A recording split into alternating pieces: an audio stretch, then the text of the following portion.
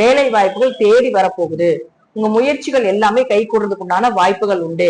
முயற்சிகள் சார்ந்த விஷயத்துல, அதாவது ஒருத்தர் போய் பாக்குறீங்க, வேலை விஷயமா இருந்தாலும் சரி, உங்க தொழில் ரீதியாக இருந்தாலும் சரி, எதுவாக இருந்தாலும் ஒரு நபரை போக நீங்க சந்திக்கிறீங்க அப்படின்னா அது எல்லாமே சிறப்பா இருக்கும். ஏன்னா 6ஆம் இடங்கிறத வேலை, 6ஆம் அதிபதி உங்களுக்கு வக்கரமாக ஆல்ரெடி இருக்காருன்னா வேலை ஏதோ தொந்தரவு இருந்துகிட்டே இருக்கும். அப்ப வேலை செஞ்சுட்டு இருக்கக்கூடியவரை, வேலை செய்து கொண்டு இருக்கக்கூடியவராக நீங்க இருக்கிறீங்க அப்படின்னா வேலையில் இருந்து வந்த பிரச்சனைகள் எல்லாமே குறையறதுக்கு உண்டான வாய்ப்புகளை நிச்சயமாக ஏற்படுத்தி கொடுப்பார்.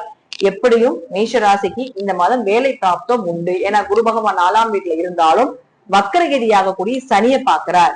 அப்போ ஓரளவுக்கு உங்களுக்கு தொழில் இருந்து வந்த பிரச்சனை, வேலையாட்கள் மூலமாக வந்த பிரச்சனை, வேலை செய்யக்கூடிய இடத்துல முதலாளிகளால் இருந்து வந்த பிரச்சனைகள் இதெல்லாம் அதிகமாக குறையறதுக்கு உண்டான வாய்ப்புகளையும் ஏற்படுத்தி கொடுப்பார் அப்படிங்கறத உண்மை.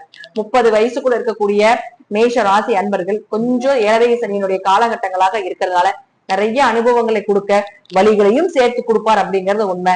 வழிகளை அக்செப்ட் பண்ணிக்கோங்க. கண்டிப்பாக அது உங்களுக்கு ஒரு காலத்துல நன்மைகளை நிச்சயமாக ஏற்படுத்தி கொடுக்கும் அப்படிங்கறதா உண்மை.